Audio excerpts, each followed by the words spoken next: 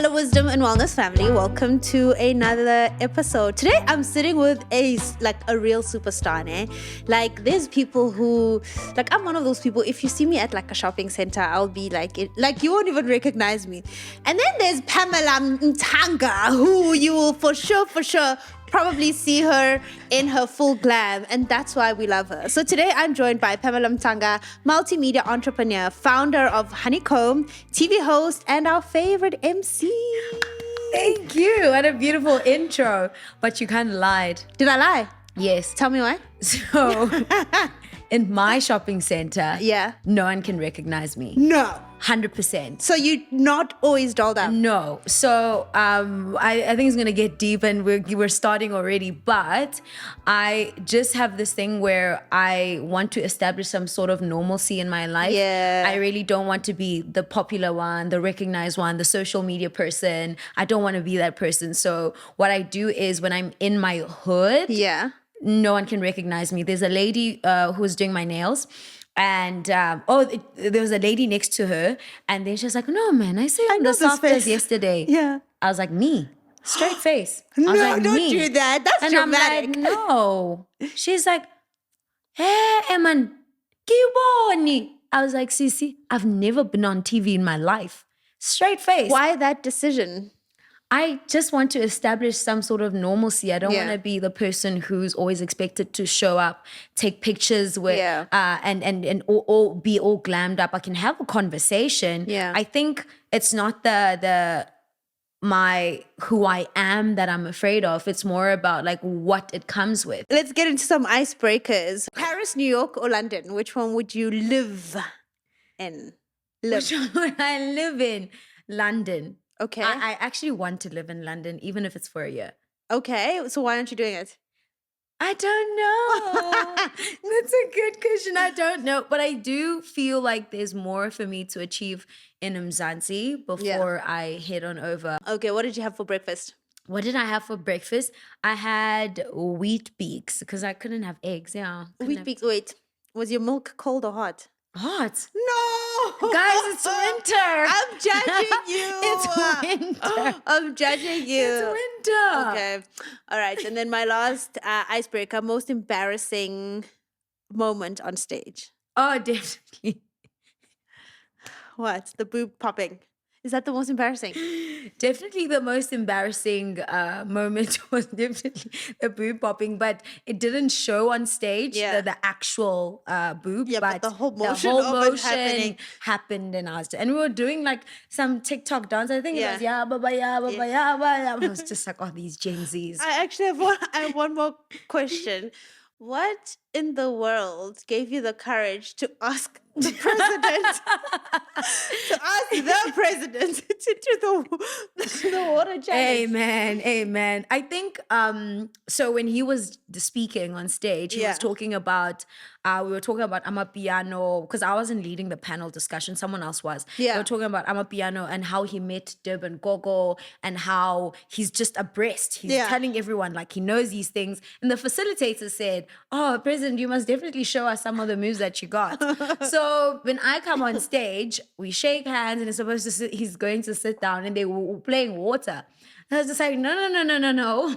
Come show us. You said you met Durban Gogo, so let's go. And he was leaving, and he was like, I was like, not so fast, cupcake. Go do it. Did you say that? Did you say cupcake?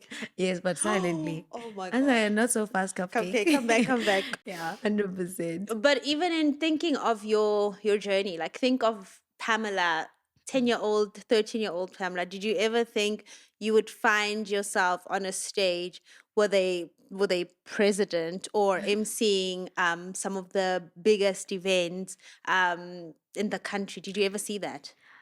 No, firstly, but I always say when I'm on stage, there's no hierarchy. Oh my. There's no hierarchy. I don't want to say I don't care, but I don't care if you're the president. Yeah. I don't care whether you're anything.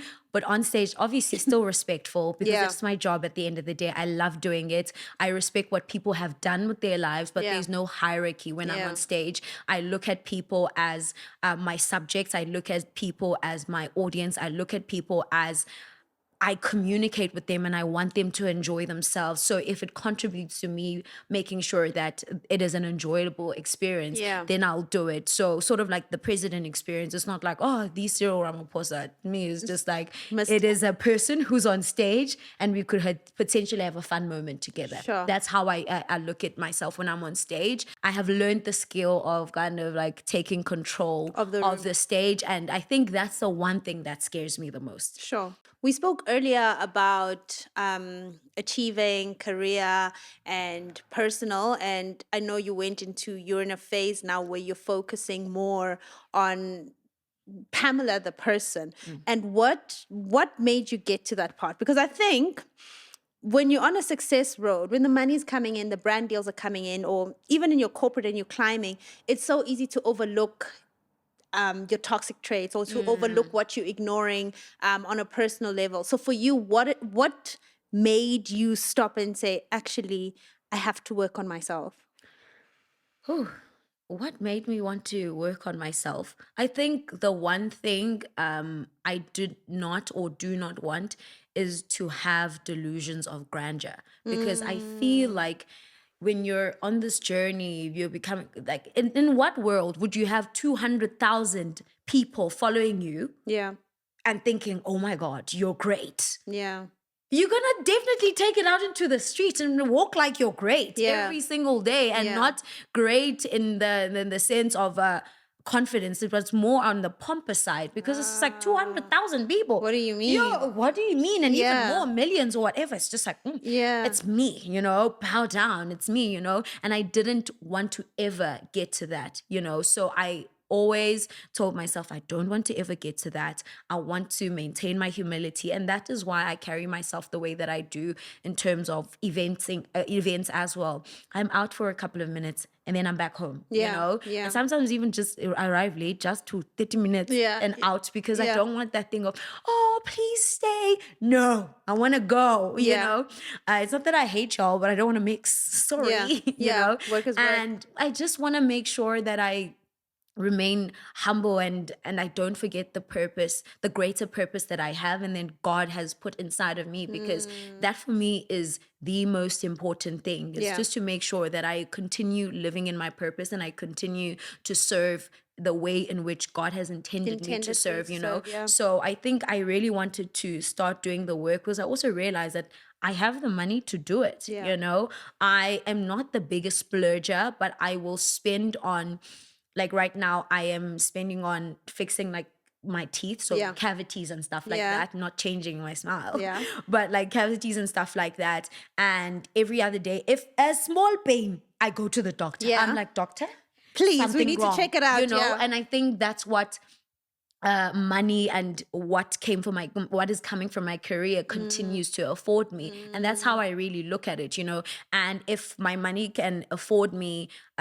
my forms of therapy, which is being able to buy myself a painting canvas and lots of paint and paint invest at home, yourself in that, invest myself in that, sign up at the racket club, sign up at the gym, the best of the best, and those are the things that I want to be able to put my energy into. The same amount of work I put into my work, the same amount of work that I equally need to put into yourself. The personal, because I think we put in so much work into content everything creation. else, you put your content creation, lining up outfits. There's a day when I have to, I'm not even getting paid, but I should get ready with me. But the day before, we are ironing, we are setting up the outfits. It's a whole thing. It's a whole thing. But why can't you do that for yourself? Sure. Why can't you make yourself pretty on the inside? Put on the makeup for the inside. Do the work on the inside. Do the work on the inside. The skincare routine for the inside. And you need to do that. You need to don't hide the blemishes. Work on the blemishes.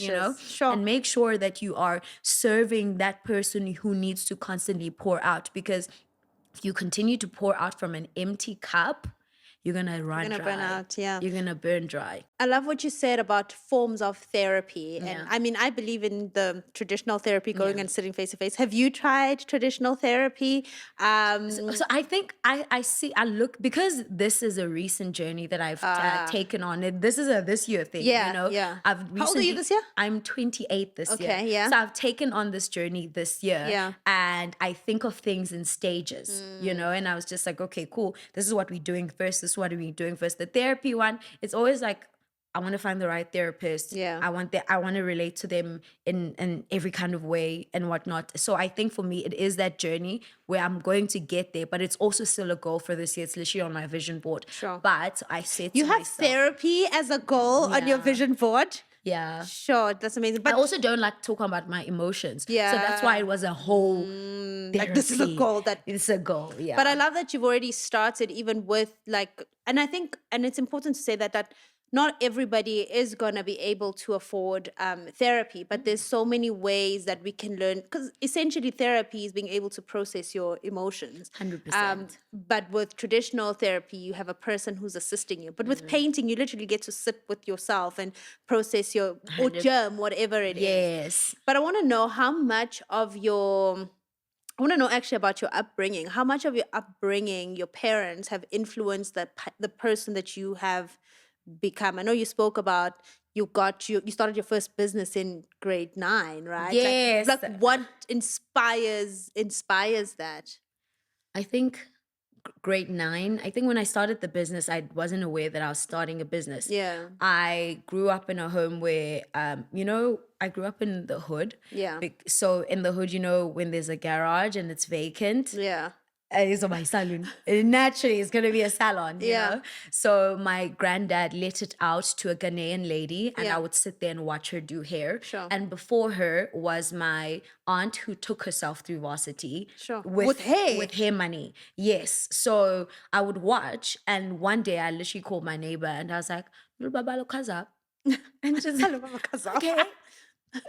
And I was like, is that not frech? Hi. I did it. I did zigzags. I did S. I did forks. Yeah. I did everything. Oh, yeah. And I was like, is forks the one that's like this? So you do on Yes. top, the braid on top. You Yes. could do that. Yes. First try. I never got to that no, level. first try. Yeah. That's what I did. So with me, I realized, I think my creativity, that's where I realized that you have a creative bone in you, because I didn't go straight up for the straight ones. Yeah, no. you're just I did the zigzags. I did the forks. I did everything gonna all pull at out all once. the stops. Exactly. Obviously, it looked like a mess, because how can you mix the forks, the S's, Yes. the Z's, everything? Okay. Yeah. But I saw from there, I was like, actually, we're doing this, Yeah. you know, and I started charging 20 Rand for plaits, you know, and that's how it literally started. But I think when I started, initially, it wasn't supposed to be a business, but I was like, this is something that I could can potentially do, Yeah. because I can do it, not because I'm trying to be this business-minded person, like over the top. But I think seeing those women right in front of me do their thing, and also just like take on the skill and just like execute, and I was just like, I could actually do that. I this. think that's where the business element of it really started. But I think when I was growing up, there was a lot of my dad's side of the family is there's a whole lot of doctors, and my dad is a lawyer. And then my mom, when she was growing up, I know she was in the beauty industry when she was growing up. So she fell in love with skin. She was a regional manager for a cosmetics brand at that time. wow. And she was traveling up and down between Cape Town and Joburg. So it's so crazy now. I go This is between literally your Cape Town life. and Joburg, Yeah. you know? So I think those are the things that I looked at in my life, and I was just like, these are the things that I want for myself. These are the things that I do not want for myself, you know? And I think from sometimes trauma, sometimes bad situations, you learn to kind of just like pick up or digest, like, what is it are you going to take out of this situation, you know? And then you look at it as like, this is what I want to take. I want to take the positive element of it and run with it. Yeah. And I think a lot of my upbringing influenced in the business side of things, and the need and the wanting to be successful. Yeah. You know, I always say that I've always known that I'm Yeah. going to be successful. My success is inevitable. It's only a matter of time. Sure. And it must have been God, I know it is, who Yeah. put it inside of me. Yeah. Because where did I get that? Yeah. How did I know? Yeah. You know, and it's very important for me to always reference that, because really that's where most of my strength and the courage to do stuff comes from. It's like, Yeah. you're talented. Your success is inevitable. Yeah. It's only a matter of time. And not even in a pompous way, but just having that faith and confidence in God that God's got me. So Yeah. if I choose to go for this, He's I'll going to be back me up. okay. I'll be Yeah. okay. You speak about not being good with your emotions, right? You say Yeah. you don't like talking about you don't know how to. You say Yeah. you don't know how to? Yeah. You don't know how to express your emotions. That comes from somewhere. Do you know where in your life I guess you learned to almost shut down your emotions, or feel like it's better if I just go and never deal with the inner? Whew, I wish I knew where it came from. But what I do know is that there's this thing that God put inside of me, that I'm going to be successful. My success is inevitable. Yeah. It's also a blessing and a curse, in the sense that because I'm following that thing, everything else doesn't matter. It's like, you see, if you want to cry, cry going. Let's go. You know? Yeah. And I think I say it's a blessing and a curse because of that, because I really just want to keep going. I want to see it through. Yeah. I want things to work out, and I want to make sure that I execute at the highest level as much as I can, because if I'm destined to do it and the only thing that's stopping me is me, you, then no, I have Yeah. to go. Yeah. You Yeah. get what I'm saying? I think that's where then I shut down the emotional side of things, you know. And I also am not a confrontational person. If you do man. something to me, I'm just like, I never talk to you. It's just toxic. Yeah, it's so toxic. Super I know it. toxic. It's relatable. Yes. Relatable. Yeah. Super toxic. I won't talk to you again. I'll just keep moving with Yeah. my life. And I was just like, girl, That's not how you toxic. do life. It's not how you do it, you Yeah. know? And it's something that I'm still working on. Sometimes harder in some situations where I'm just like, I got that good now, yeah, boy. I can't talk in this one. Like, I Yeah. have to let it go. Yeah. You know? And also you look at whether or not people will be receptive to you sharing your emotions, or saying, you hurt me in this way, you know? And next thing is just a topic of conversation. Your eyes, I know. And it's just like, bro. That's you not know? what it is. Yeah, you get what I'm saying. So I think that's where it comes from. Do you feel like you're missing out on? Do you ever feel like you're missing out on life? And by life, I mean, do you ever feel like you're missing out on? I don't know what your relationship with your parents is like, but missing out on spending more time with them, and I know for a fact you probably don't attend every family thing that's happening because you just simply can't. Oh, so let me tell you. Tell me, girl. Firstly, I do feel like I am missing out on life in some instances, and I'll go deeper into that.